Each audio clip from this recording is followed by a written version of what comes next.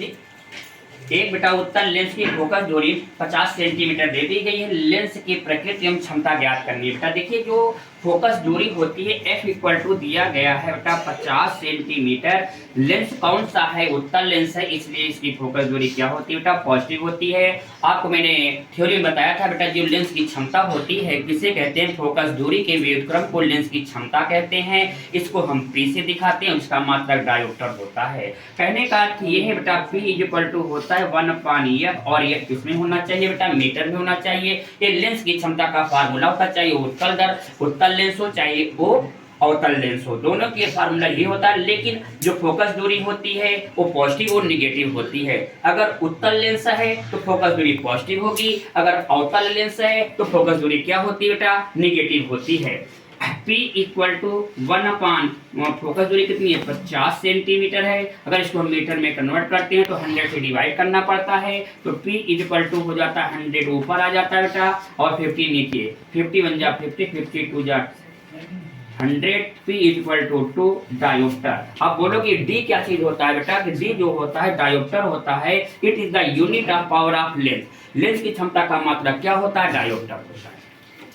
इसी प्रकार अगर बेटा मान लीजिए कोई अवतल लेंस है जिसकी फोकस दूरी F इक्वल टू -25 सेंटीमीटर है, तो कौन सा लेंस है? ये अवतल लेंस है। अगर इसको हमको क्षमता ज्ञात करनी है तो P इक्वल टू होता है 1/F और F किसमें होना चाहिए? मीटर में होना चाहिए। P इक्वल टू 1/-25/100 आ जाता है। 100 कहाँ चला जाएगा? ऊपर। -25 कितना आ गया? 4।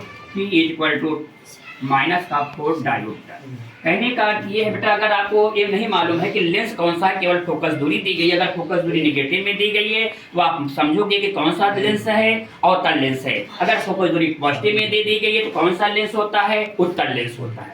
ठीक, यही होता है लेंस की क्षमता। ये क्वेश्चन जरूर पेपर में आता है बेटा। अगर मान लीजिए दो लेंस हैं जिनकी P1 इक्वल टू -5.5 डायोप्टर है और P2 इक्वल टू कितना दिया गया है? 1.5 डायोप्टर है। करेंगे उन दोनों को कंबाइन करके जो लेंस बनाया जाता है उसकी आवर्धन क्षमता क्या होगी या फोकस दूरी उसकी क्या निकाली जाएगी? इसके लिए P बराबर होता है बेटा P1 प्लस क्या होता है? P2 imply -5.5 plus 1.5 equal to हो जाता है आपके पास -4.0 डायोप्टर।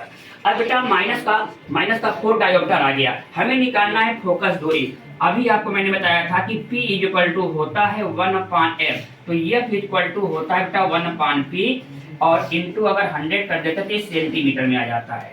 किसमें आ जाता है? सेंटीमीटर में। आपको P दिया गया है, कितना दिया गया है? -4 दिया गया है, तो F इक्वल टू 100/-4 से इसको डिवाइड कर देंगे तो F इक्वल टू -25 सेंटीमीटर। अब कौन सा लेंस है?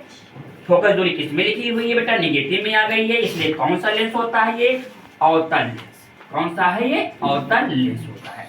ठीक है, समझ में आ गया?